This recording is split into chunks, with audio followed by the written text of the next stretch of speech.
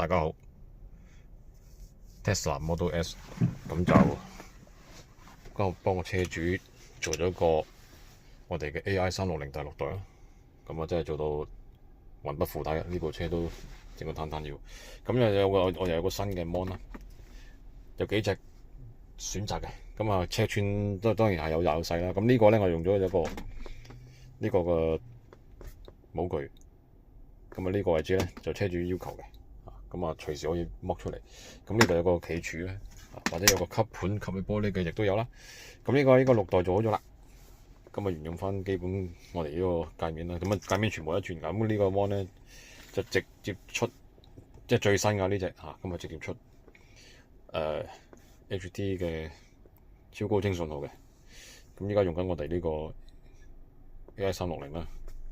呢個顯示嗰度咧，啱啱就 set 好咗啊！啱啱就 set 好咗，未調咗其他嘢。咁用呢個界面啦，咁我就好多界面啦。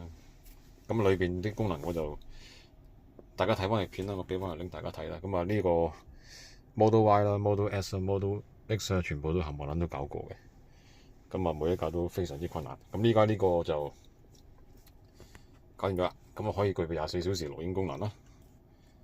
咁啊，平時嗰啲私用功能就大家自己喜歡啦。因為依家呢度就好多唔同嘅界面嗰個切換啊，各方面咧，咁啊有得俾大家去選擇嘅嚇。咁依家我就話俾大家個效果啫。咁啊，當然啦，7寸、8寸、9寸、10寸，咁啊按照車主嘅要求睇下點樣擺啦。咁呢個 Model S 咁啊舊款就將呢個處理方法都係困難嘅。